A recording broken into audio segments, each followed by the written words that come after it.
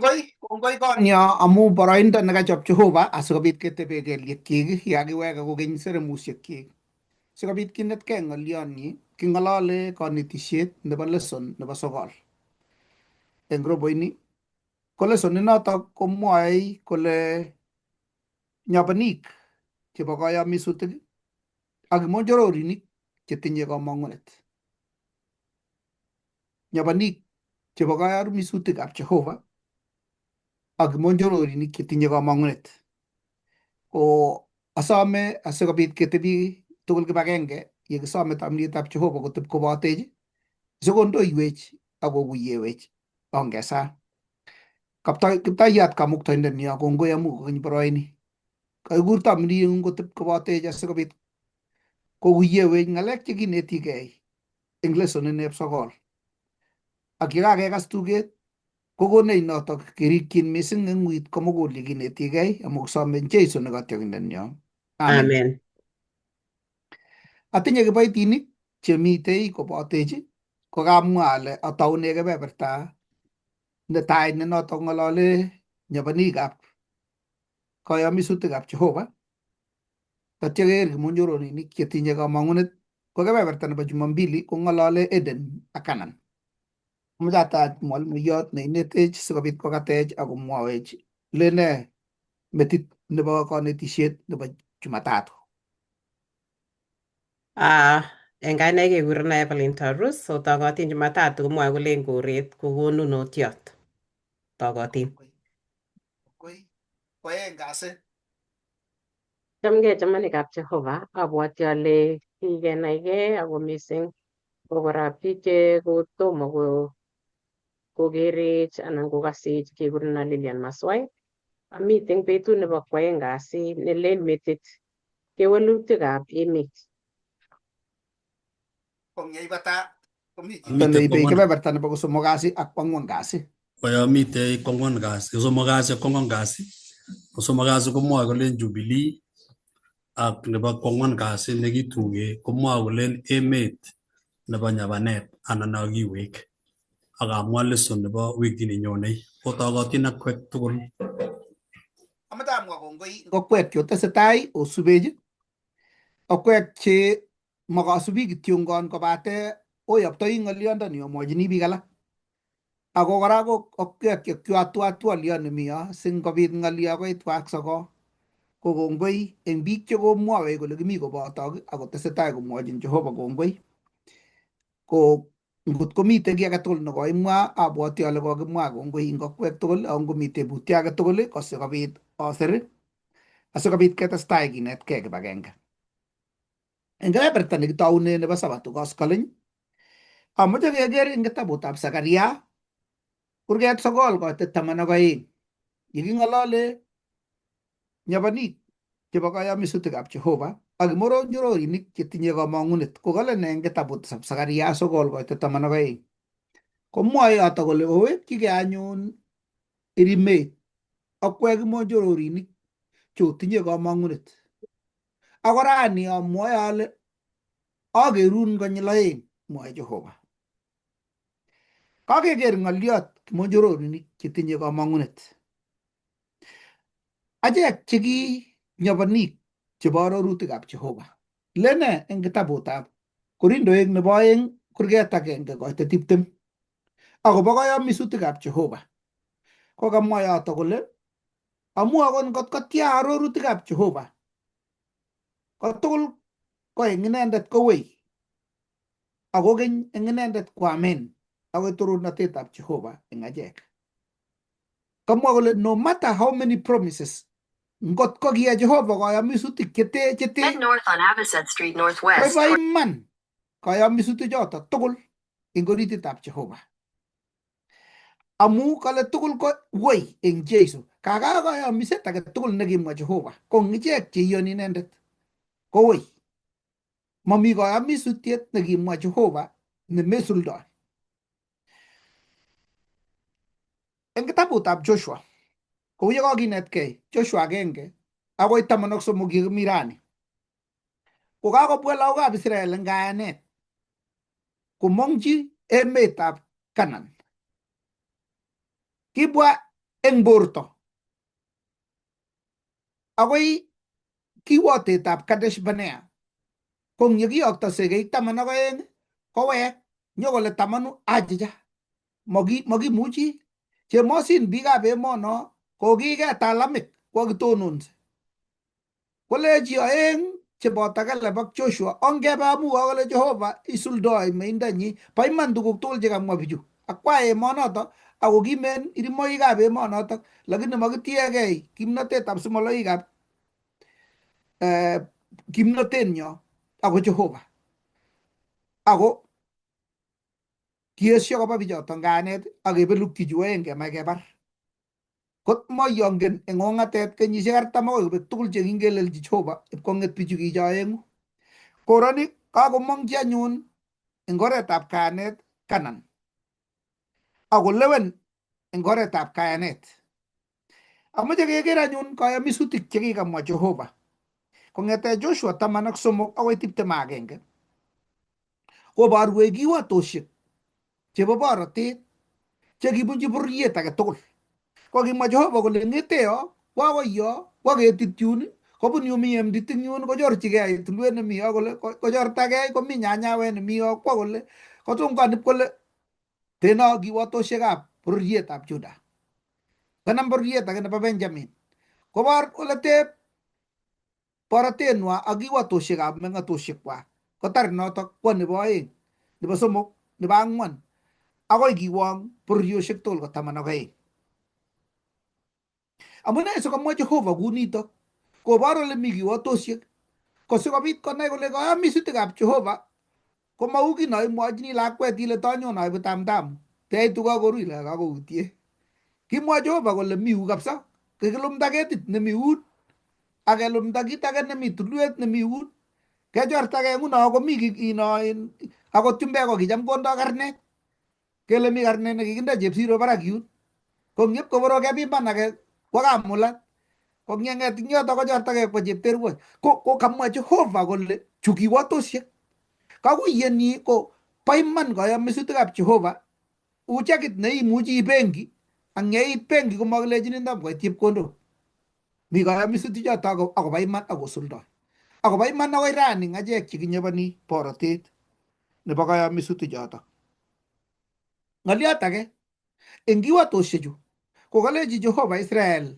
nenyu emoni akonok koek kakochinet asikobit oripchi lagokwok akoyopchi mochokoronik maikochi Jehova kandoik kole isopchechi sile kang'walin chito age koibe nenekainik chechang ako kikochi Jehova ichek kolecho boisie ako nenyu kuret ingwa kot korirchi chi tugun kot kotung'oninda kot kokererta mbaret anan kokomwanda ko ngobeku nguno kenyisiek 50 iistegei eng yotok kowekchigei mbaret chiche kibo oret nekibo kounotok inya kemwa kunotok kinde kiwatosiek chotok chemakomi chi netun kilen kinyokoib mbaretab chi kikelengse mbaranatok kowekse chitab kobo kenyisiek 50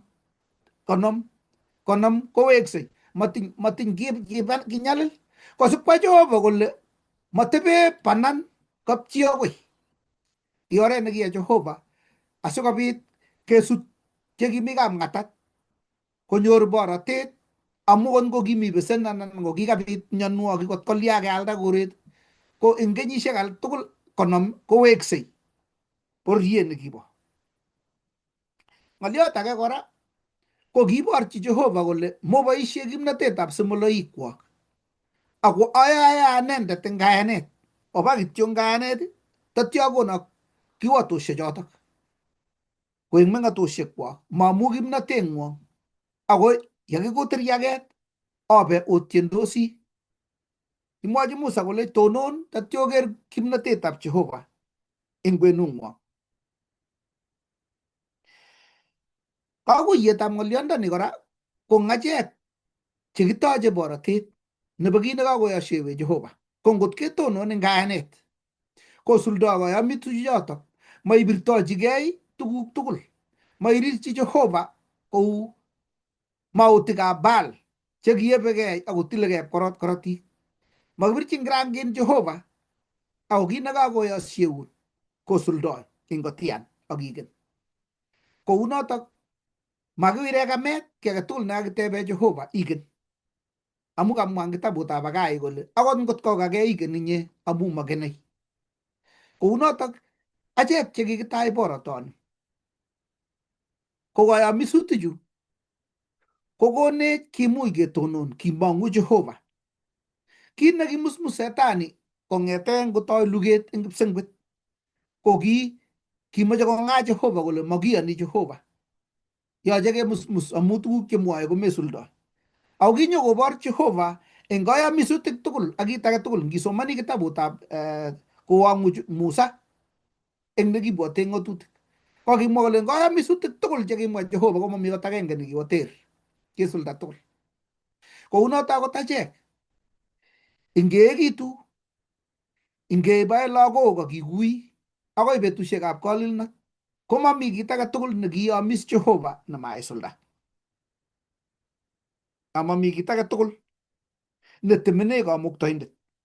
Kounotok achek che nguno ko ki lagokab kayanet, ko achek che kikitach borotet nebo kayamisutikab Jehova ako metowe Jehova kayamisutik chotok miachen.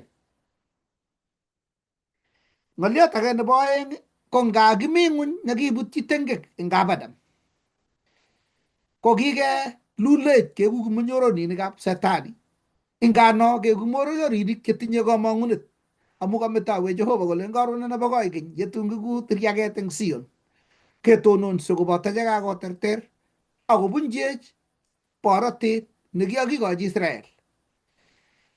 Ko lagokab kayanet yekingomasta kosubu urto koit kekur cheki emdit nebo timin nyekinomye emdit ni ak sabibuk chekibo timin nyekinomye sabibuk chebo keny asikobit keku temet nelel nekikiibwech kinomyenech Jeiso tatyo koi Jeiso logoek eng orititab mugulelwekchok. Mi ng'oliot nemoche kotesyi chi eng kebeberatak kotomo kewe Jumambili neng'olole Eden ak Canaan. Ngewe kitabutab Taunet, eng kitabutab Taunet kurget 2 koite 15 kong'olole yotok kayamiset nekikochi Jehova Adam. Kikere kele kinya koyai kamuktoindet Adam ak Hawa konde icheket kabungut nekikure Eden. Iro 2 koite 15.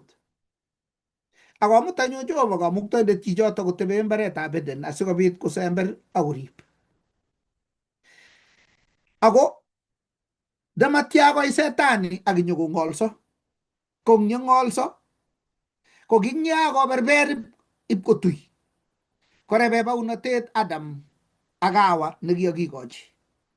Ko nya korebe baunotonotok kong'emak kayamiset nekikemetochi ichek Jehova eng kitabutab Taunet 3 koite 17 akoi 24. Ko yutok yekekere nguno kolejin Adam amu kaikas ng'alekab kwondong'ung ak kaiyam chebo ketit nekikolechok moam kokakechub ng'uny nguno akiyam amitwogik eng kaotik akobit ng'wonindo eng iotet kesich lagok eng ng'wonindo. Akomwa kamuktoindet kole okero amu kakerkeit chichi ak achek eng ng'alekak asimeyokoito eunyi kwam chebo ketitab sobon sikoek kiptengekiot nemamei nesobei akoi konyolili koyat Jehova oret nebo sorunet. Keeny arwetab kejir nekikitise akilokyi chepkejiriet sikobit kobor inendet netun kikure kigen nenyokosichei ko keswotab kwonyi ak tun kome kokabargei ak maswetit akokuoten maswetit kwarianyi tatyo kotui metit nebo maswetinotok akomwa kole kakokeskei kobit oret anyun nekesorune chi. Ko ngakikion komanda eng Eden kokilechi tun weitu werit werbatye nenyokoweku emoni asikobit itach kokeny eng kayanet. Keker as nguno karokutietab Canaan ko emetab kayanet nekikakiyosyechi ichek neiborto Kanan nebo kipsengwet. Kounotok kinya koloikitu Israel ib koba kelul eng Misri. Koe kotwog ing olotok kenyisiek 430. Ako king'ololji Jehova Abraham, Isaac ak Jacobo kolecho mondok ak akonok borotet. Kong'et ng'olyondonito eng kenyisiek 400 kokayomiset kityo, promise. Lakini ma promise neuni kibo saweiyek nekicham kele matilane promise amu kiakoek shida. Mwoe chito kit mutai kometo lakwetab chito eng brabwet. Kole Jehova kit nekamwa ayosie komabute notok. Amune? Kale ing kitabutab Ibranik 8:6 ole kimee koroi kokamee Israel kokeamiske ak Jehova. Kole Israel kakekas kit nekemwa ak keyoe kosulda. Kole Jehova ongeyai kokochinet akepchei. Kolechi Abraham ngebun kwenyu akebun yuto tuwai. Kobun Abraham ak Jehova koyai koosiet. Koking'eny kwek Israel kokotom konyorgei Musa kakesir ng'atutik tom koit oli. Koitu kikesa konomwet nebo moita. Koborok kotuch koi konereke. Komata koit akot koi kolotok. Kakiba kityo ng'ito kelen kibu koi keitito kikoba tayari. Ako komwoe nguno sai amu kiyosio kole Jehova bas. Nyoiba asirwak simoutie. Kong'emang'et akot tom kolalang'it tom kour koita nekasire Jehova eng eunyi keitu kikoba.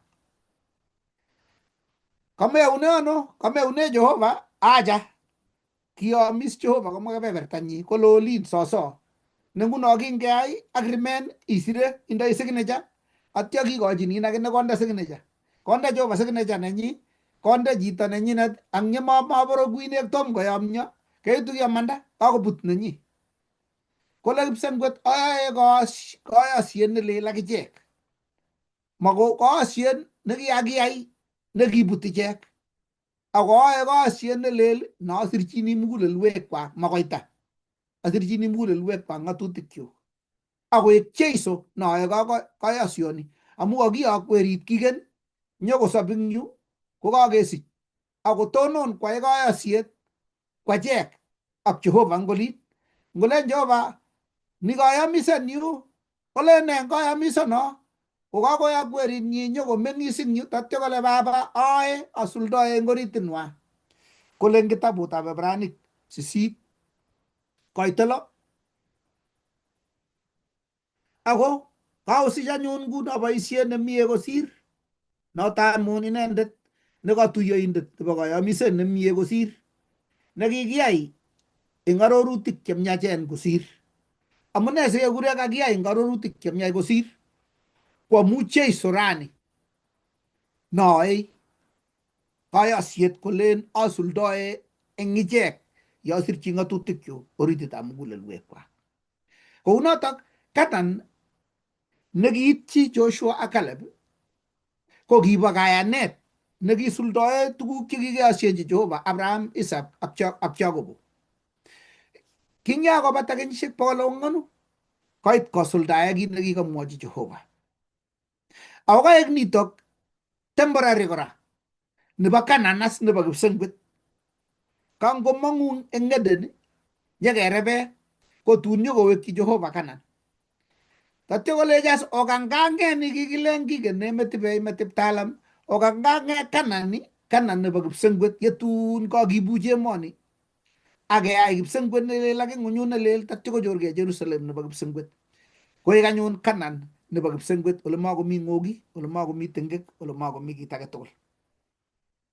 Kounotok kitach boisiekyok kayomiset nebo emet neibortoi kerkeindo nebo borotet netun kitoche nemakokesugei koikeny ak koikeny. Eden nekiibet Adam ko kerkeindo nebo Eden nebo kipsengwet. Adam netai ko kaek urwetab Jeiso nekinyokoek Adam nebo oeng asikobit komongwech eng kabutet nekibo Eden netai akochobech kemongchi Eden nebo kipsengwet. Kanan nekiba ako temene amu moche sikeker eng kanetik chemi yo kebeberwek chebo korotinwek chekitomo ke nga kiakepchechi bororiosiek ko maimuch konenet bunik kot koon atyo koib kobunji konget kakikoch borotet koib kebeber nusu kongetyi bunik nin age akotebi bunichoto kot kotun nyokochut oritinwa kot kotun kobet akochuchun icheket ipkobutyi tengekto tatya nyekerebe amu kakowek bunik chekikilecho onde koba asikobit koek bororiet tugul nekakobunchok ako ngot kosik komae lugu makokweket olugum icheket asikonai logoiwek chemiach kotun nyokolugumis chu kou timto nekakoib olibo beek icheket chekobo iman anan ko bandiat kobar bandiat asikoet tumdo inendet kotun kobet Canaan nekikeosyechi ichek Jehova koyach kwai Jehova Canaan nebo oeng ole tun nyokobitu borotet neite icheket chebo kayanet. Tos mi chi netinye tebut anan ko kebeberta age tugul neteitese eng yotok? Ngates pasta ale ingisoman nekibwote ng'atutik agenge koitetab 8 komwoe Jehova komwochin Musa kolen kakonok emet neobendi onyoboni nekioamis kwanishekwok Abraham, Isaac ak Jacobo. Kokingakomwochi Jehova icheket kolech kaamisok ko kaamisoni koeksei akoi betusiek chebo Abraham, betusiek chebo Isaac ak betusiek chebo Jacobo. Kokingomwochi Jehova tuguchuto kokeborwech eng emet ak nganaset nebo Canaan, nebo Eden. Kakon Jehova Eden koek kaborunet nebo mbaret nekikikochi Adam eng betut netai. Neiboru Jehova kole angamakwech kenyaban mbarenik ako mbaret agenge nekiboru ko nekikochi sigikyok Adam ak Hawa. Ako matokomuka korib mbaranatak ako matokokas kaamisetab Jehova. Kikimanda icheket eng kapungutab Eden simait tengek akotebi betusiek tugul chemomitei nyoetab kat. Komweito Jehova sikosor ichek. Komi kaamiset nebo nganaset nebo Canaan nekinye nekingomwochi ko Jehova ko kimwochi lagok ak ibinda age tugul akoi betut nekiba emetab Misri komanda eng emetab Misri eng eutab Musa kotokomi ong'atet kebendi emet nebo kaamiset. Canaan ini ko kerkeindo nebo Canaan nekikochi Jehova kaamiset neiboru eng yuto kole anga Jehova komameto kaamisenyi eng tugul cheiyoni inendet. Kou ye kiamis Adam akobet akoamis lagokab Israel akobet kokikone Jehova kaamiset nebo nganaset nelel Canaan nebo kipsengwet. Notok ketindoi kamang'unet ak kayanet kele kiityini. Kongoi.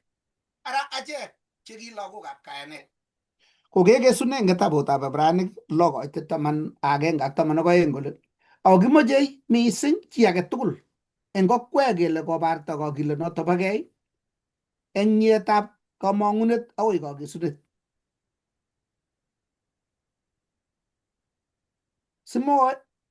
simouekitu ako oyoniegei ichek chenyoru arorutik eng kayanet ak muitaet.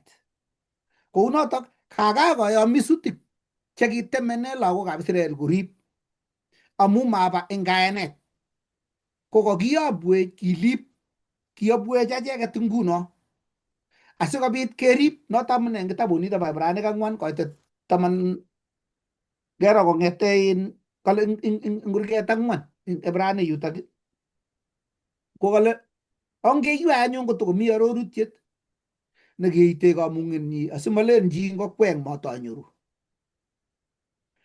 Ako kale noto anyun ng'etunot kamung'et nebo Sabato akobo biikab Jehova. Ko kale ongeiwei amu kale matokomuch Israel koityi amune kale amu manamgei ak kayanet.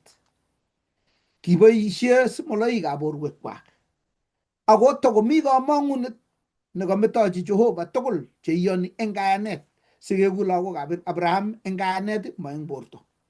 Kounotok achek nguno chekakitach kokale inendet nemuitoi akoi kakesunet ko notok nekisoru.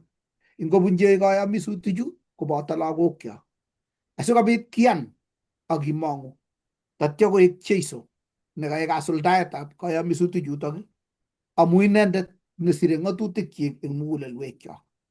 Kongoi ingotach mwalimuiyot nebo Jumatatu asikobit kotesetai kebeberata. Kongoi missing. Kongoi eng kanetisiet Pastor Ngetich ak Pastor Nyalile eng comments chekamwa uu kele kakotar lesson kebeberta nenyunet. Amu akwai kityo. Kale kwaeng kasi komwae kole eng koret ko konunotiot. Koret ko konunotiot. Kakekas ing yo kele kingo kakoyamis ani kokochi Jehova kayamiset Abraham. Jumatatu neimite Evelyn. Jumatatu. Kale kwaeng kasi? Oh, sorry. Amite Jumatatu. Ami kwaeng Jumatatu nemwae kole eng koret ko konunotiot. Pole. Thank you for waking me up. Kemboi ngoli. So, yes. Koret ko konunotiot. Kai komwawech Pastor Ngetich. Kingo kakoyamis Jehova Abraham kole tun akonin koret. Ko kiib kenyisiek cheteche chotok 400. Ngele 400 akoi 430 koit lagochotok bo Israel konyokonyapan emet. Kikiyamis Abraham, Isaac ak Jacobo.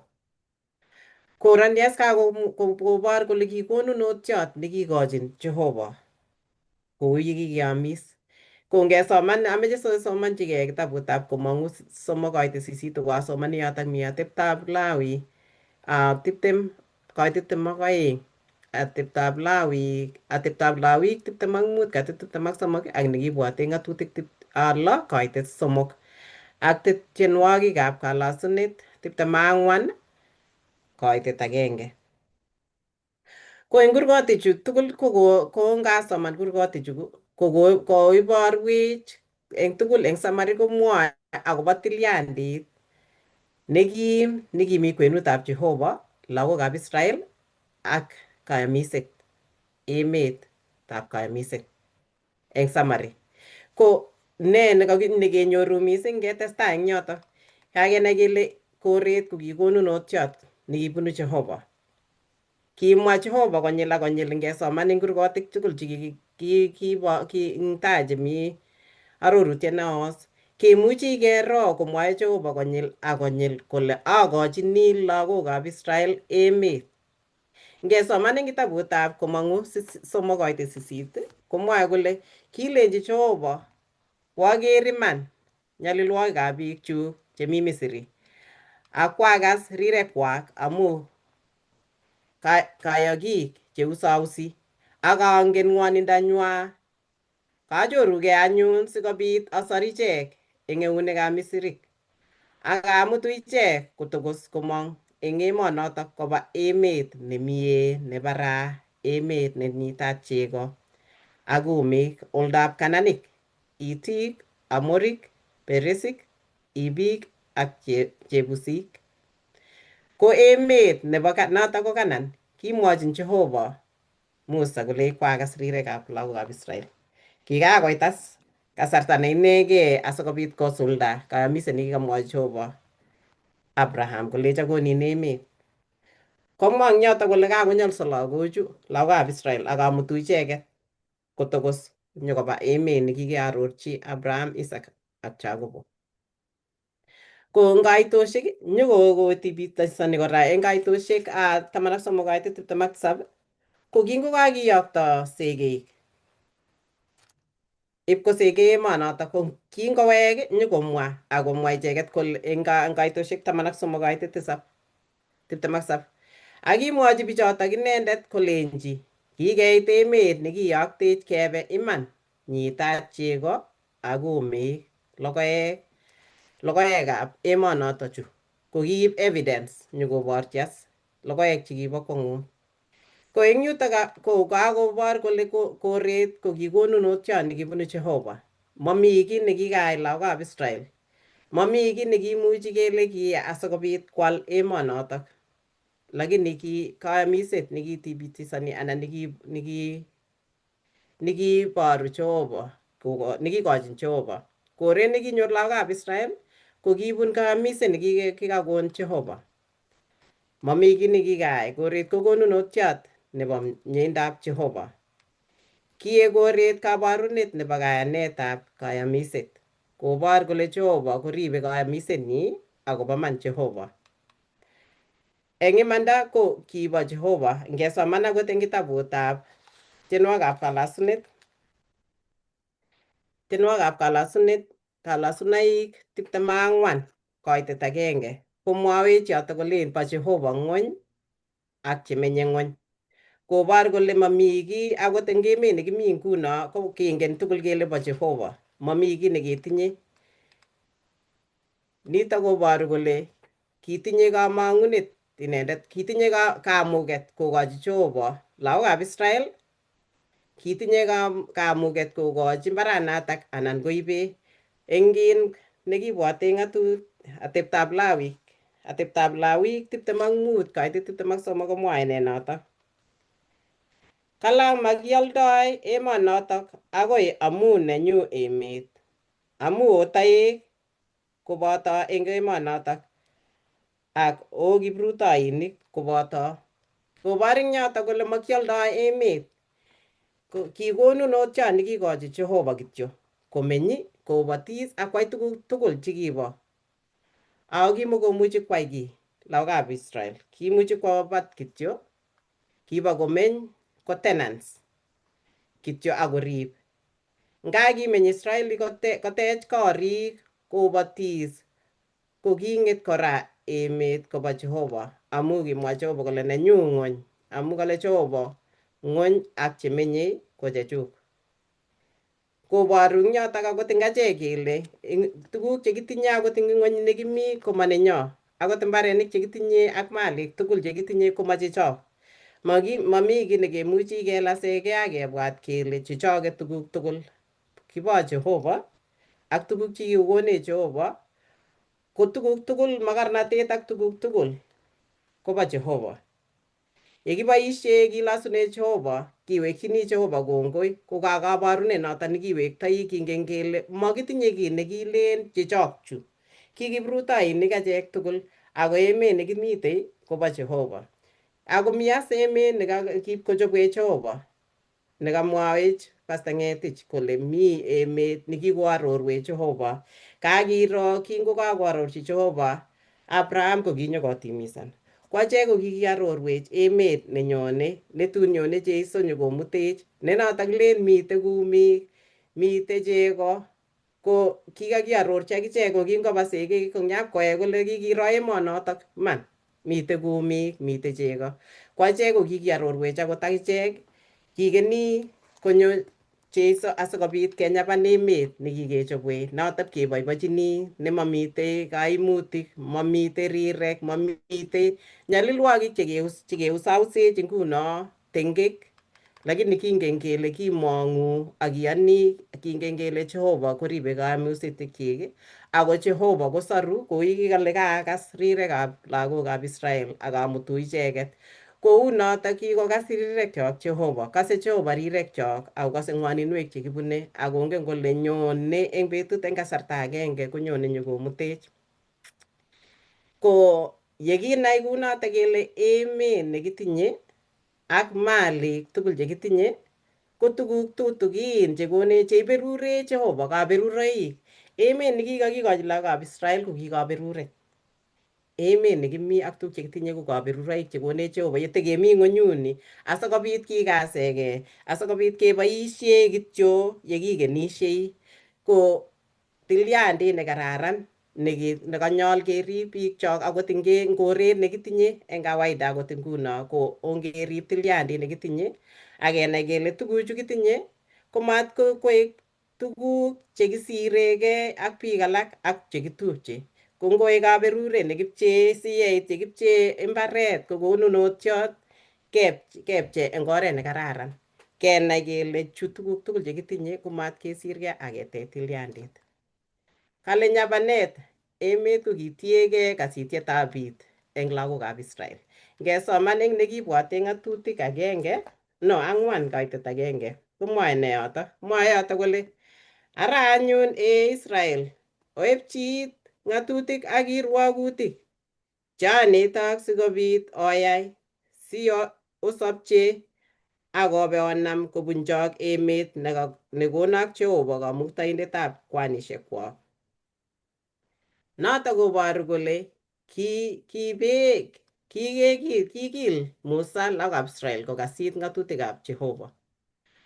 Amu eng yoto kora ngetwal eng yoto kebe kaitet 25 akoi 26 komwoe ne yoto kole yeisich lagok ak mochokoronik ako kaomeny emet keny akong'emgei akoyai kanamwet eng kerkeindab kiy age tugul akoyai neya eng taitab Jehova Kamuktaindeng'ung otach inendet. Kakur kipsengwet ak ng'ony kobaorionchi betuni ale osipolustosi owang'ugei eng emet ne obendi olandae Jordan oname kobunchok. Machang'itu betushekwok eng olotok ako king'emok owang'ugei. Kekere eng yuto kele ki emonotok ko kibee kasitietab biik. Kote kakasit lagokab Israel Jehova ko kitesetai komenye yotok. Lakini ko kingomeisub ng'atutikab Jehova kora koboru kole kiking'eme icheket ak keisto icheket. Kora ko kakinetkei eng yotok kele kingobistoe ng'atutikab Jehova ko kibeti emet nekikakikochi. Emet ko kibortoi akobo atebetab Jehova, kitoo kot mising kele Jehova koribe kayamusutikyik. Jehova kotinye kimnatet kosor, ako Jehova kotinye maket kosor biikchik. Amu nekakinetkei eng yotok ko kibor kele emet ko kinet lagokab Israel kotiegei Jehova. Kingomi Misri kekere kele kicham koboisie mising lagokab Israel ako kibisi mbarenikwak, kibisi mbarenik chekitinye asikobit kobityo minutik. Lakini eng emet kingonyo kakonyapan ko kinyoru ropta ko kitiegei Jehova amu ki Jehova nekikonu ropta eng tuguk minutik chekichechwaket. Ako nguno eng let kora eng tugul ko kakinetkei kele tuguk tugul chekitinye ak makornatet kobo Jehova. Mami kiy neketinye biikchok. Moany kewaskei akobo emet nekitinye nekimenye ra mutai komakitinye. Moany kelaskei ak tuguk chekitinye malik ak fedha yote itapotea, lakini teleli chamyetab Jehova yekitinye eng kwenunyo akecham biikchok akecham tupchoshekchok komakiname panget yekipchee koret. Ata chekikobek akometo emonotok. Ndaking'eti chekikosirto kwanwakikab biik chekikoechekitu akichek chekikosirto akoker emet nekimetoi komeny alake mutai komeny alake. Ko kit nekararan ko koshinet. Kakoborwech kora eng kitabutab tienwokikab kalewenoik 24 kaitet 1 kole bo Jehova ng'ony ak chemenye ng'ony. Ko yekinai ni tugul ni kenai kele kakibo Jehova ak tuguk chekitinye kobo Jehova kekoshindosi akoteleli chamyetab Jehova yekikeni emet nekipkochobwech. Kongoi, tos mi chi netinye kiy netese? Yekikonu mbaret anan kale Jehova kokochi mbaret koek konunet. Ko kit nekonunot nakikonin kometindoi kachaunetabkei ako makoi itororgei ako nyolu imwa kongoi eng kit nekomaitindoi. Kingen achek tugul kele chi age tugul nematindoi mbaret angot eng olin bo gaa nemenye kapchi anan komenye senda komami leiboti, mami kiy nekole. Ko ngoit betut nekesishe biik ko inendet newendi kocheng'e kasit eng icheket chetindoi mbarenik. Lagokab Israel eng yu kokikochi konunet kokochi Jehova ako mbaret nekikochi kamuktaindet koeku borotet eng icheket. Kinyolu eng bororiet nebo Israel tugul konai kole mbaret nekakikochi Jehova ko konunet ne konunonotok konyolu kolos Jehova komwochi kongoi. Nai ile emetab Canaan ko mabuch. Emetab Canaan komi biik chemenye chebo Canaan chakakimwa kele Amorik alake, Chebusik alake. Biik chekimen ko kikale Jehova amondoi bichotok akalochi rak karik chebo luget keboreke ak bunyot sikobit amanda amu mbarani kokakonin koek kaberuret. Nenginyolu eng Joshua eng wikishek aeng chekokosirto ko kikas kele kileche Joshua lagokab Israel osiku akowalake komuratan murenik chekikisiche kong'atet kowekyi biik ketekab koros nebo saet sikobit kosik mugulelwekab biik. Kolech yekibendi kenyabani emet kenyabani konunetab Jehova. Kinaat eng yo chito nekasire lesson kamwa kole kinyolu eng lagokab Israel kotiegei Jehova angot eng ropta. Matingemwoe Canaan kele nyitat chego akochang kumiat komelen kimang'u chego buch komami suswek chekayam tuga ako mokonyo kumiat komami ketik eng kong'atet. Ko kingomwochi Jehova kole nyitat ko kimeche kotiegei Jehova eng konunoet age tugul nebo mbaret. Ko ngelechin oba mbaranin yun kolen kongoi kakeborwech mami chi nekiborege ak chi. Kotakoit mbaranatak kole Jehova kongoi akotech kapkorosut yotok nelechi Jehova atororin. Akotiegei Jehova eng ropta, kotiegei Jehova eng minutik amu ng'o chi age tugul netindoi mbaret ngikol tuguk akikol mbar komakoi ileis ibilechi bandiat nekainde ng'ung'unyek ilechi ibite auyo. Akoi igen kobis Jehova akigen wikit agenge anan ko wikishek aeng. Tabikere korut bandek ikochi, korut marakwek. Ko eng tugucho metindoi kimnatet niyoe bandiat korut anan metindoi kimnatet neikonu ropta. Jehova neyoe tuguchotok tugul. Angot eng rani kengen kele iberuri Jehova chi age tugul netindoi mbaret nekikokol tuguk. Makoi ichougei amu mi biik chekikol mbarenik ako mami kiy nemang'u eng mbar. Komi biik chekolei akoruttos bandek kokwong'ut. Sikwong ile kalyani ako chitab kokwet. Jehova tugul ingemong'u inendet aketoror inendet ko inendet nekonu tuguchotok chekikol amu konunetab Jehova ko borotet eng sobonwekyok. Tos mi chi age netokotinye ng'atit? Ko ngomami atache Lilian. Kongoi Evelyn akobo amu abwati ale kaitiny eng betut nebo kwoeng kasi neking'alale kewelutikab emet. Tang kemwa akobo koret nekikikoch kokakinai kele lagokab Israel ko kimukotinye koret nenywa nga kikikochi mbarenwa eng Egypt olimbo Misri ko kibo Misrik. Kimukotinye kotwek akot nguno ngometinye mbaret kometinye imuch. Sikelen kitinye mbaret kele Kenya ko Kenya amu it's a nation netindoi mbarenwa nekikinde mpaka kele mpaka nebo Kenya ko yu, mpaka nebo emetab ano ko yu kole. Ko kakikonech mbarani mami chi nekial. Akot ngemi Kenya ko mami chi nelen kikial. Kikikonech mbaret age tugul nekikiko kou lagokab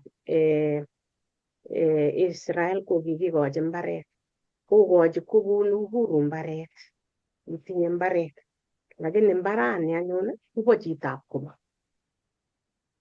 Bo chitab kobo noton meche kenai kele bo chitab kobo. Akot ndelen kial ndakiale chitugul takilen kikeal kale kilipan siling ata ikochi Jehova amu mengen akot ile kikilumda ano ing'ony Jehova nekiyai emoni. Ko siketebe emoni ko kong'et kekonyit Jehova ak kebit kekas ng'atutik chemwoe ak kenyoru kayanet kele indoiwech eng imbarani asikobit tun kowek Jeiso ak konyokokonech mbaret notok kakomwa pasta nebo Canaan nemakomite nyalilwogik nabwoti ale kikeni tugul. Ngisoman kitabutab nekibwote ng'atutik 4:1 kokonu kayamisutik chotok asiketebe koroni. Ara anyun eng emoni kakikonech kingekochi koroni kotos keteb tebutiet nebo eng yutok kale akot ndakikikochi koroni nebo Canaan koek konunet kokochi Jehovah. Ne nekiui tuguk chekiuen asikobit konyapan koroni. Kemeche kesoman Joshua 13:1-7 asikobit kikwany yotok. Joshua 13:1-7 kolen kikakosit Joshua, kikakotar kenyisiek chechang akimwochi Jehovah kolenji koiyositu akitar kenyisiek chechang akotako ng'etunot emet neoo nenyolu kenam. Ni emet netako ng'etunot komoswek tugul chebo Filistik. Abwoti ale eng yu yani kakon Jehovah neikere ile mpaka nekatakomwoe pasta kole bochin yun korekto kubun yumbo saoset kolya kokale kokitomo komoswek tugul chebo Filistik ak kesurik tugul. Kewotetab Ekron ne tokchingei murot nebo katam chekiityin Kanaanik, Kiptainik 5 chebo Filistik, Kasaik, Asdodic, Askelonik, Kitik, Eronik ak Apik akichek eng murot nebo tai emet tugul nebo Kanaanik ak Mera nebo Sidonik kot koit Apek akoi kiwotetab Amorik ak emetab Kebalik ak Lebanon tugul ne tokchingei ole chorune asista. Chorune asista. Chorune asista. Ole charune asista koboch balakak eng tulwetab Aaron kel kot koit ole kimondoe kebendi Amat. Biik tugul chemenye emetab tulonok koboch Lebanon kot koit Misrepot Maim akot Sidonik tugul aune ichek koba eng taitab lagokab Israel. Ako ikochi Israel koek borotenywa kou ye kiang'atin. Chechi anyun emonito bororiosiechuto 9 ak kebebertab chebo Manasseh. Kayamis Jehovah Joshua amu kakosit abwoti ale kakoet Joshua akot tokomite kalechi tokomite yun kimasta ne ikere ile tokomi mbarenik cheechen chetekemeche akomi biik chekimen chekimi koronoto. Ibwat ile lagokab Israel kobunu otwogik akamwa pasta kole kimonjororinik chekingomitei olimbo Misri matindoi skills alak tugul chelen kitinye amini kinetya ki biikab Misri kokityem kokeleny mbarenik chutok lakini kitemene. Amune simaimuch ako ki biikab Misri ko kikimen. Atya anyun icheket chematindoi chememuchi ko kakikochi kele amite kole Jehovah akonok pchechi bichu. Pchechin mbaret ako pchechin mbarenik chebo biik chemitei cheechen. Ko eng yu kenoe kele mbarani kimite biik chebo listik chekikoromen chekingongon ndakikol mbaret kole kobwone ak kokes beek amami kiy neitoi anan nyokoreb tugun kityongon akoba mami kiy neitoi lakini kimakomuchi kole asikobit konyor mbarani komamu kakemwa kele mamu kamukenwa anan ngot kole kikimen king'omen achicha tugul ko kiyan Jehova asikokochi kimnatet ki age tugul akoch kale Jehova akunok akiyan ile konech ngisoman kitabutab Komong'u 14 koite 13 akoi 14 koborwech eng yoto kora kele kenai kele Jehova kenai inendet kele akot ndabitu kaimutik chetya eng sobonwekchok ako Jehova kokale keitin koiyan ile akot ndakimen akot ndamite bilistik cheechen akot ndamite kikale lagokab koseke kole chekitaman kole echen bichotok echen tos keeku acheket ku yani kilele tugukcho kou kalyang chemengechen chematoku eng yoto Kitalamik. utalamit yani nengitalamiat ilechini mara moja irobochi eut kole koberta kome ko maiywei amu mi Jehova akere ale kikonech kiu iman amu ngilen ibwat ile kitemuktoito ano lakini kimukomuchi akobate kimnatetab Jehova inegen neoe isub asikobit koborwen Jehova ole ityeche ako kakolech mpaka neng'ung'et ngolechin Jehova akonin keker kipimonchi kolech akot nusu nebo Manase koibe mbaret kotinye mbarenwa nemami chi nelen kong'et iker ile ka Jehova komie akot ndai buch naileni chebucha koribin Jehova tinyei konorwet neng'ung'et neribenin simesaskei akile motinye itinye amu eng Jehova kere age tugul ngotko kikere kot kole ichek akonin mbarani kot koit yun mbaret kenyorune kayanet iyan Jehova asikobit koek inendet nekonech ole kikere tai akot ndabwone bilistik chetonondos eng oret anan kobwone chenyengilen ikes beek nyokokes amatinye akitene anan kolya chekamwa ne komatimtumake akimach isut akinye ile lya itonon akiyan Jehova akilechi Jehova uni kimite lakini anget ale mi koboto asikobit chekimwochi Jehova lagokab Israel kwacheket amu kimite akot akichek eng kebutiet nekit keit emet ne noto kinyokochobwech Jeiso ako emet nekakeker kele kakeib Canaan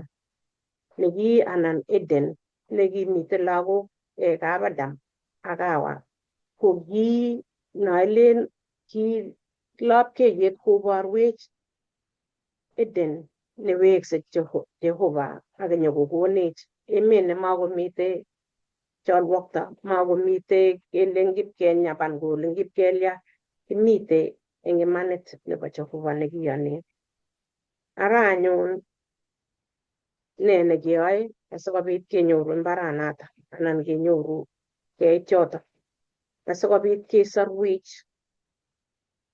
ko ngenyoru kayanet akenyoru mieindo ako matkeng'et kilene keresisten Jehova ikochi muguleldang'ung kondoiwech Jehova kamuget ko sikobit koek inendet nekonech ole kibendi asikobit yeit kait Jeiso kenyapan koret ne noto kipkochobwech nenyoru chitugul asimeimin choilen ikere mbarani mapcheiwan makipcheiwan ngap makikono wacha memake amu ribin Jehova kora marerun amitwogik marerun kiy ng'ete itononi koi lakwetab Jehova iyan Jehova. Eng kitabutab Ibrani kora 12:1-2 koborwech eng yu kele akot ndakinyoru kaimutik chetionin ngetonone ng'oliotab Jehova ne notok iweny ng'olio sinai ile mwoe Jehova akobo tuguk chemitei imo, mwoe Jehova ako yekaikas kingomwochi lagokab Israel ko inyendet ake notok kimwochi asikobit itonon akeit kenyoru Jehova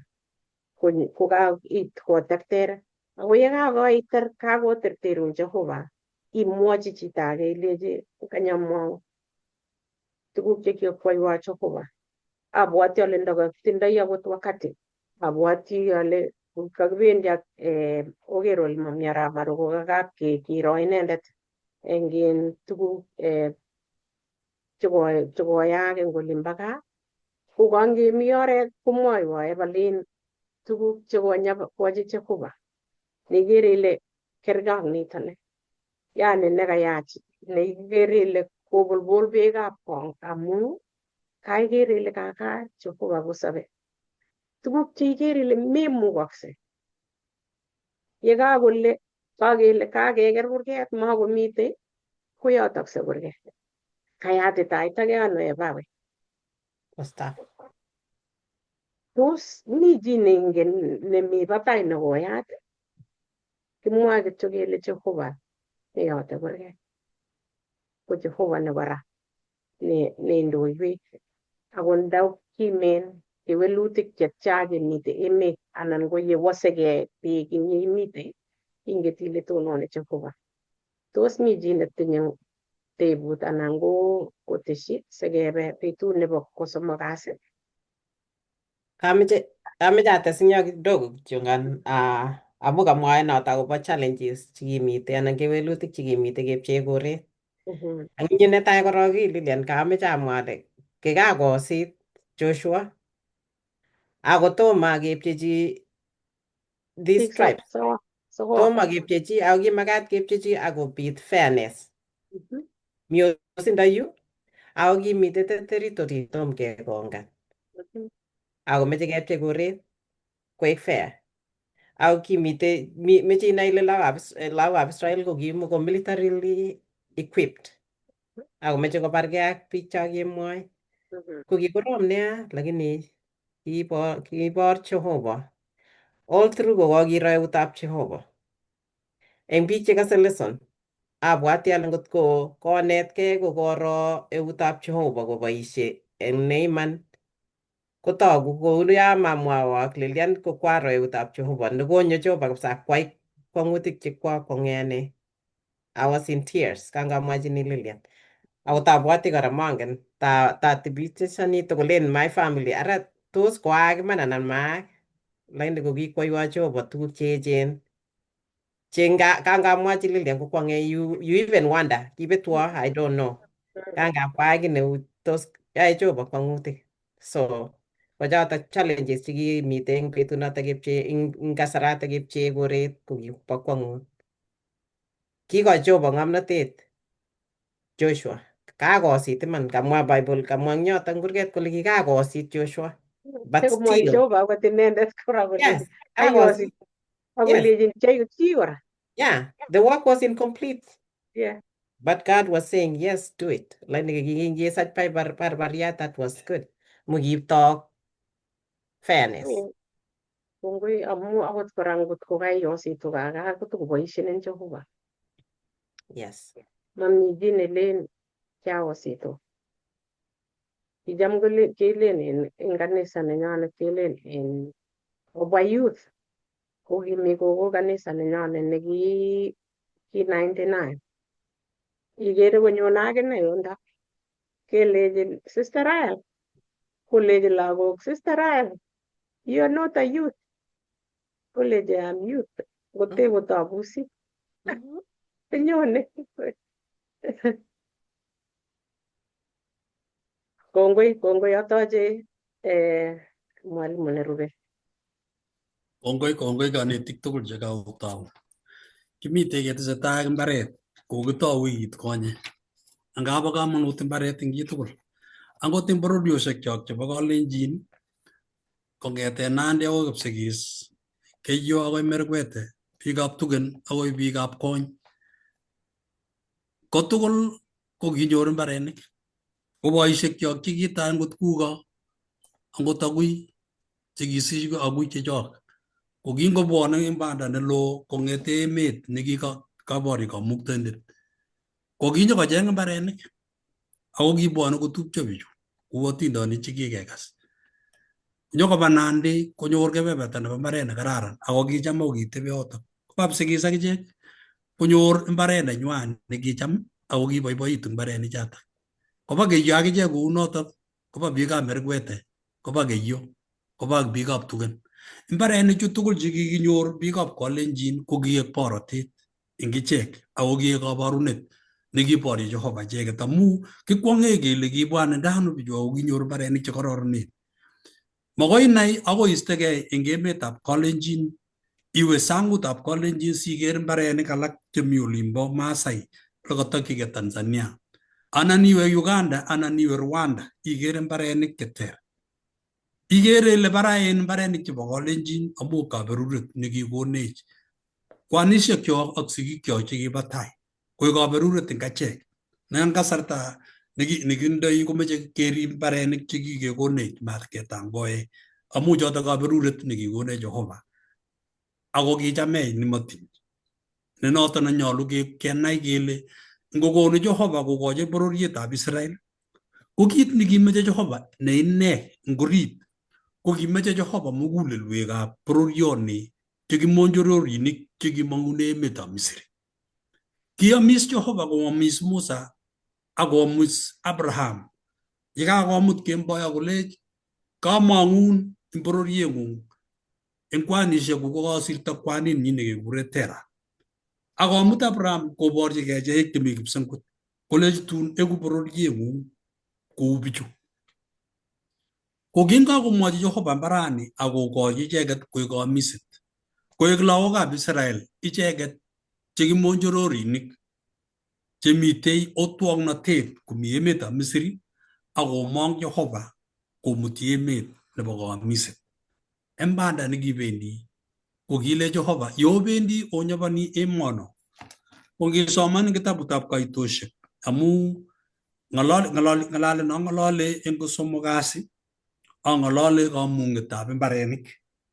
Anga nyolu komuny mbaret kokamwochi Jehova kolechi kale kimwochi Jehova 34 koitinyi ko 1 kitabutab Kaitoshek. Kimwochi kamuktaindet netoror Musa kolenchi ng'at biikab Israel ilenji yoit emetab Canaan, nitok emet neonyoru koek boroteng'wong. Keborwok kiwatoshekwok kouni. Ngeborchi Jehova kiwatoshek kelech ite mbaretab anum yon kosubkei ak bororioshekwak akoi oret age tugul ak bororiet age tugul nebo lagokab Israel.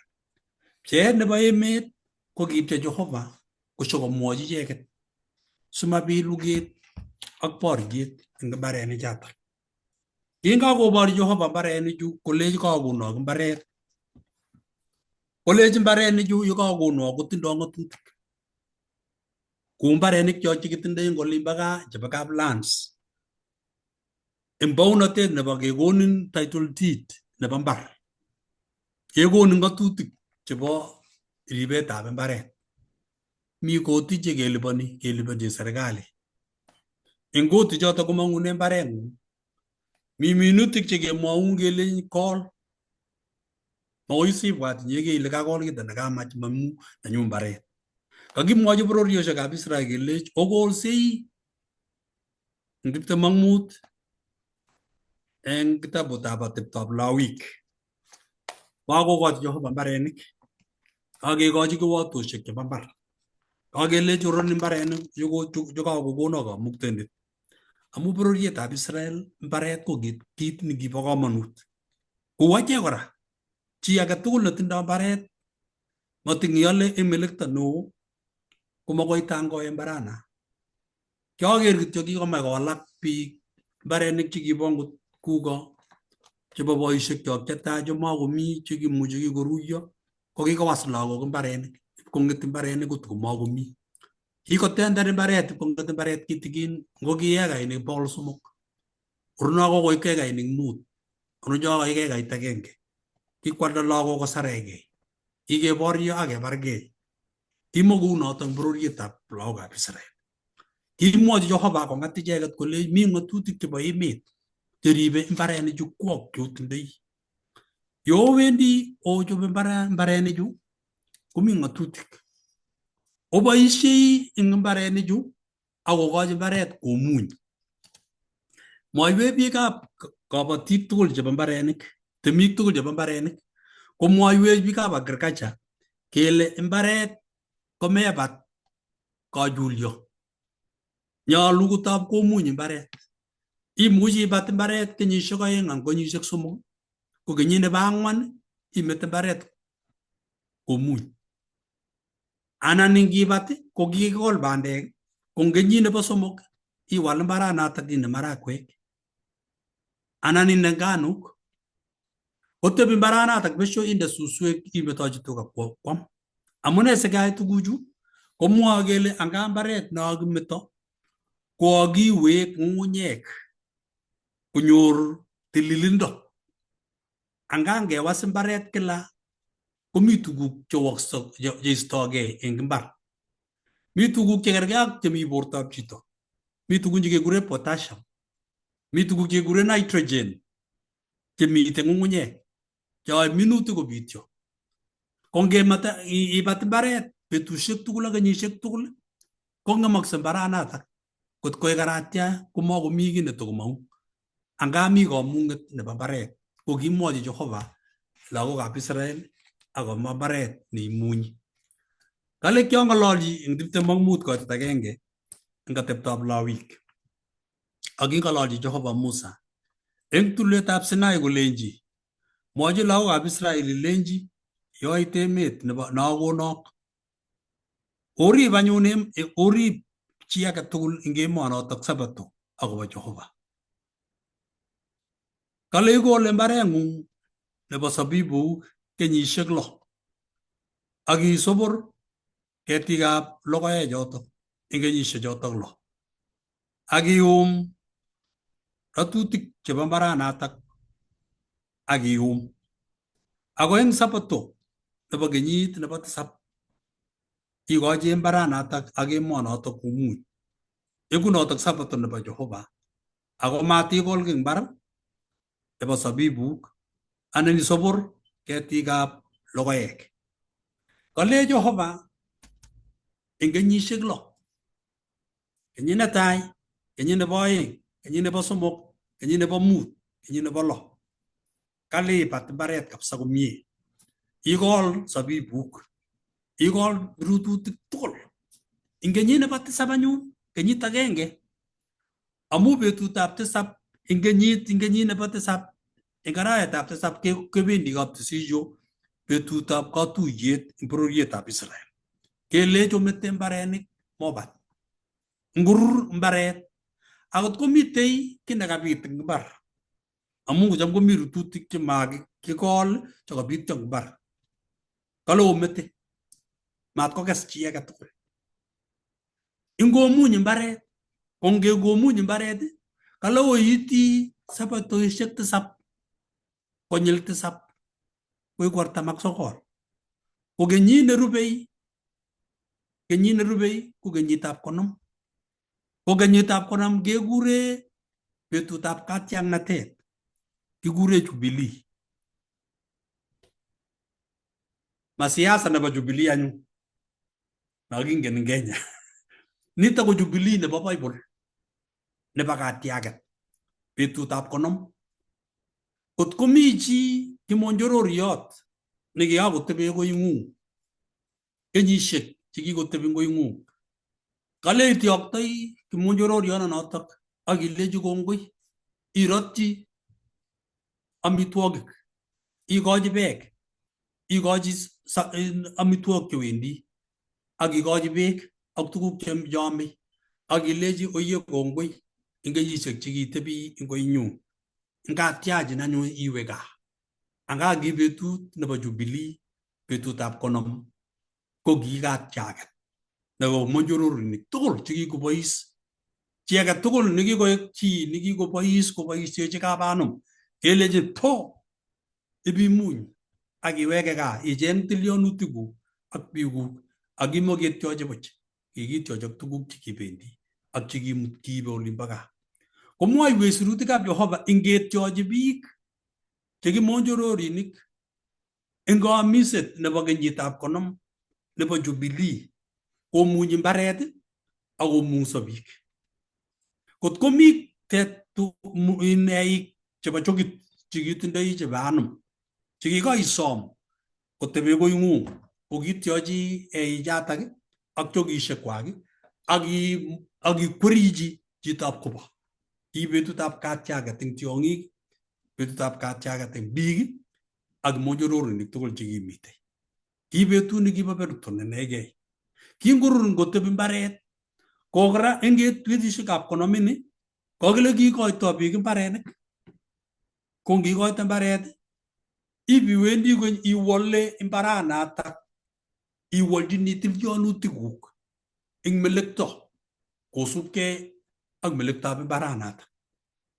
Kikomwochi kamukindet Jehova kelech ingomuny mbar, ingomuny tarit age tugul, ingomis taritik, chi age tugul nekimonjororiot nematindoi kiy kobun mbar konyor nganuk kokes, konyor logoek chebo sabibuk kokes akoib akomatebe chi komuny mbaret eng kenyit agenge. Kenyit nebo Jubilee ketyach biik koba gaa, ketyach eik ak kirugik.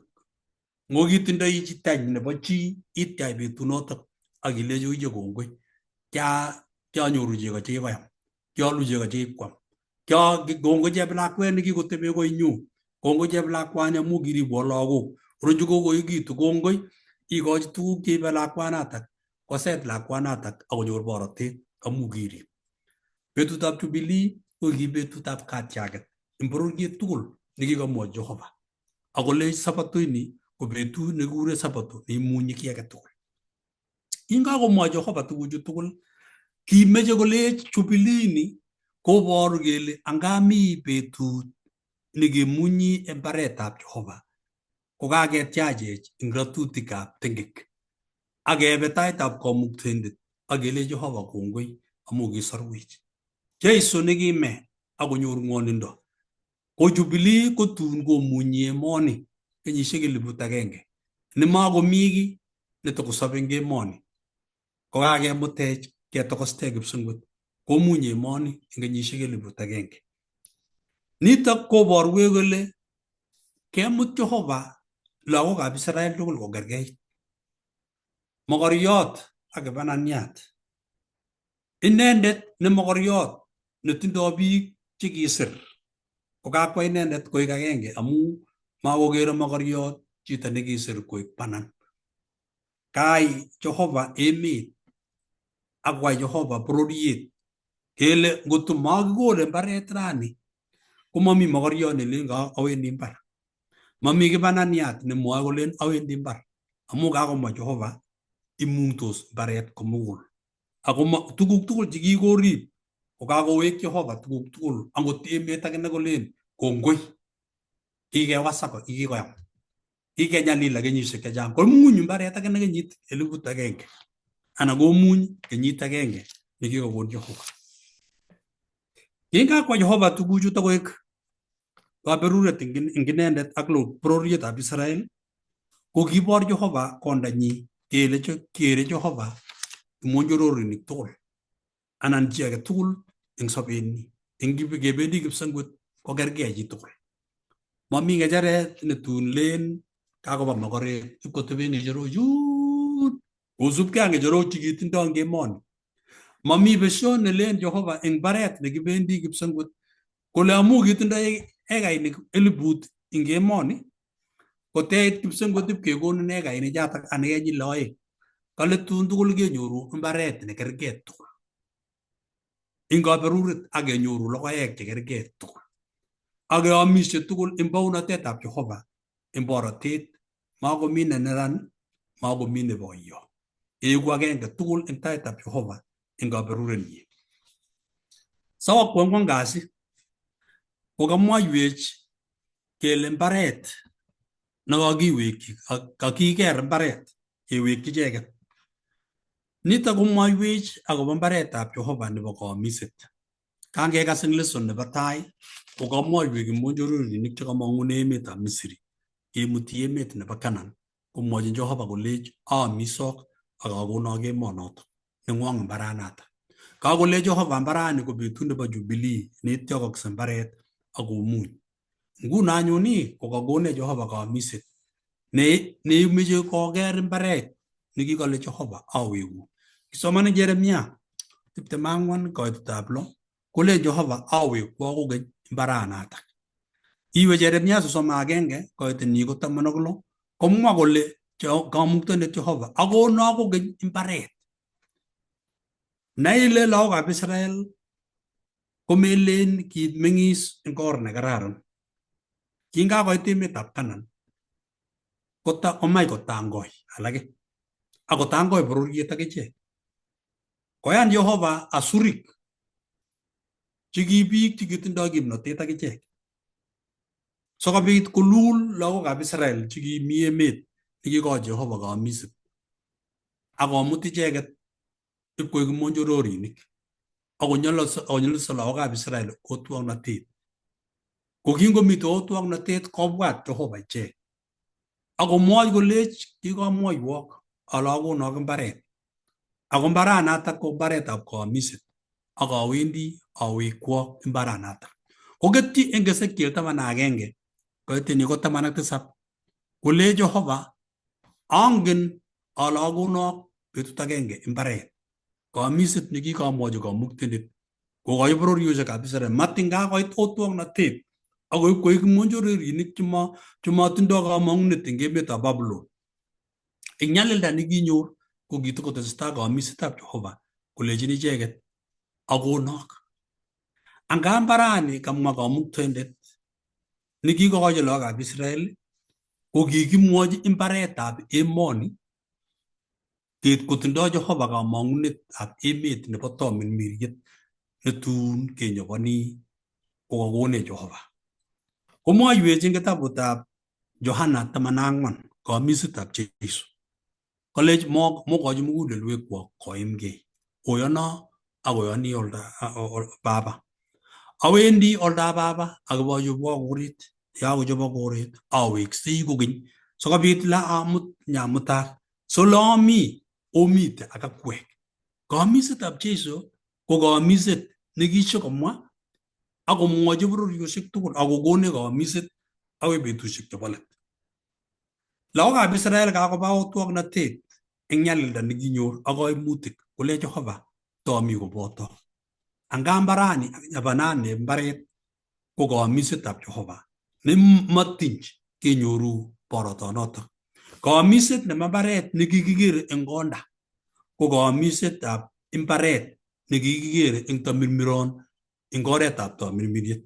Nakakekas eng kitabutab Esoya nekasomanwech pasta nekamwoiwech kole kikere Abraham kokinyaban mbaret akoker mbaret eng kayanet akoker mbaret nebo kamiset.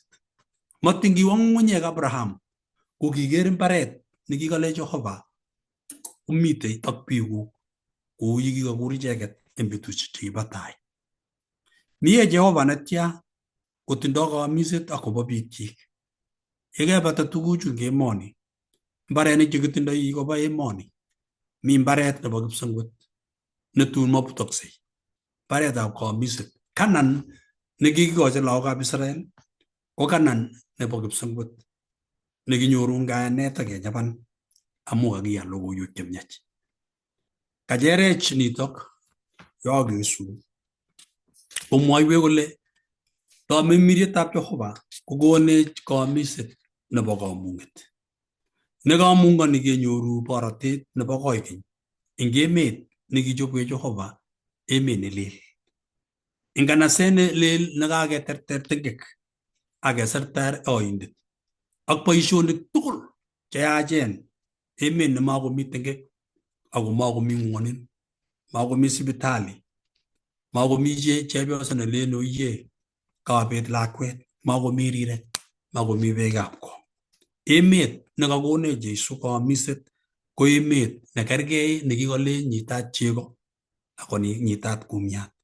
Ko kaamiset nekikakimwochi lagokab Israel komuchi maisuldae kou yekikamwochi Jehova, lakini kiek kabarunet eng icheket kelech obendi onyabani emonotok, yekaonyaban emonotok kobit kokinyi otwoknotet amu anga emoni kimenye eng emoni ko makitepchi keny. Ile chitab kalenjin makitepchi kou tulwo. Mako tulwet ikere tulwonin nebo Elgon kenyit eng kenyit. Ikere nimbo kongasis nebo Kilimanjaro kekere kou notok. Tomo koistogei eng yo. Biik chekiker Kilimanjaro anan tulwob kony komakomi boisiek chotok. Anga makitepchi keny. Nga emoni kemi banda. Ngobit tuguchotok kebendi banda nebo kaamiset. Eng ruondo nebo meet ak kamangunet nebo Jeiso nebo ng'etiet. Ak baunatet nekile Jeiso katerter meet ak katerter yoityo ak katerter oindet eng kimurtoiyot. Kawendi achobwo kuret ak aweksei kokeny. Yekachobok nyamutak nyonunenyi nebo oeng. Ko ngonyone Jeiso kole kachobwok emet nebo borotet ak nyamutak sile amitei omitak akwek. Anga magetab Jehova ko kewekwech Eden nekiibet Adam. Eden itikinye mbaret nekibo kaamiset. Kawekwech Jehova situn ketebi ak kamuktoindet koigeny ak koigeny. Nemakekere nyalil. Nakile makomi boiyo, makomi lakwa. Keeku tuguk chebo borotet koigeny ak koigeny kemi baunatetab Jehova. Eng kang'utiet 21 koitetab 1 akoi koitetab 3 kole okero nganaset nelel ak emet nelel. Ne emonotok komi kamangunet, emet nemakomi ngwonindo ako makomi nyalil. Emoni bikyok komatkeborchigei emet nesirtoi. Ongebwat emoni emetab borotet nekile Jeiso awendi achobwo koret ak aweksei ak anyone. Makingen anyun kele nyone betut ngoro. Ngonyo kemboi kechoboge. Ngonyo bet ngechoboge. Ngonyo saa sita imi lanji kotomo itar chekeome ketuye ak Kiptaiyat eng soet. Ngimi konyorchin imi boisiet koboru kele anga nyolu kerib kayanenyo ak kamangunenyo eng sobet age tugul nekitindoi eng emoni. Amu makingen sait ako makingen betut. Kure Jehova eng kaamisenyi akobo mbaret nekikokurchech sikobit kenyaban. Emoni kemetoi ak tuguk tugul. Matkeborchigei kebargei eng emoni ak kenyalil bikyok ak kebargei tupchosiek ak keimgei ak keborchinigei mbar nemutai imetoi. Ongeborchigei baunatet nekiwo Jeiso komwoiwech. Kiborchinigei eng or ne? Makarik, eng kayanet, eng kamangunet, eng sigunet. Ngeyai kunotok komakiimegei tuguchu eng emoni. Iman nyolu ketindoi mbarenik amu yotok iribe lagokuk ak ile sobet koing'wong. Ko ngitindoi mbaret irib mbaranatak amu kale Jehova eku borotet eng inye ak lagokuk ak bororieng'ung. Kongoi maana tos mi chi netokotese ng'olyo ngachek.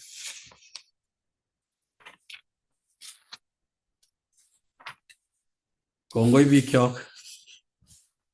Kakibe lesson nebo 10. Nekit ketarate lesson kimi keng'olole Joshua. Lesson nebo 10 komwoe kole Jeiso ne ine. Joshua ne ine. Neboru kele angam Joshua komi anyun ne inendet kabisa. Oye ngebwa wikini nyone sikenai kele Joshua ne ine. Ng'o Joshua ini? Kobirok Jehova. Otestai okasech. Kile mutyo rani mashonyoru lesson ko kocham onyoru eng saishek chebo bet eng olin bo gaa anan kebeberta amu kakichelewan kakinyoru kaimut kemwoe kelen kongoi kora amu kong'ete mutai eng biik chebo gaa olin chemi olin bo Kenya onyoru ak biik chemi emotinwek alak ko kaech emet onyoru kongobirok Jehova biikchok eng kondoiwok ongetestai kenyaban emoni ngoek kamang'unenyo ak sautikchok keker Kiptayat nekichobwech koret ngobirok Jehova ongesam kamuktaindenyo Kiptayatab kiptainik Jehova nebo mbarenik tugul kaikonech cherset ne inegei eng rani akaimwoiwech ile kiiwe ichobwech koret yekaichobok koronotok inyonyi imutech sikole imi kemite koboten kongoi kamuktaindet amu kiborchi lagokab Israel konyaban emetab Canaan kingonyaban ko kimi biik chekimi yotok chekiboryo ichek ako kikochi icheket kaamiset kou yekiyomis Abraham Isaac ak Jacob ko kaamiset nekikonech akichek ko kekonech ile matkeborchigei tuguk chebo emoni sikeutie bounateng'ung matketumda korotik eng tupchosyekchok keborchinigei tuguk chebeku ako ngeborchigei tuguk amu kitumdagei korotikab Kristo sokokonech nyoetab kat nebo tengekwokikchok akenyaban emoni nekiwo inendet kochobwech berur tupchosyekchok tugul chekasech ak cheisube ng'alechu koek borotet eng achek akwam makeng'ung berurech eng wikini akoi wikit nenyone eng kanetishet neuni eng kainetab Jeiso ne Kiptaendenyo. Amen. Kongoi bikyok. Kongoi sikiberuro akwek.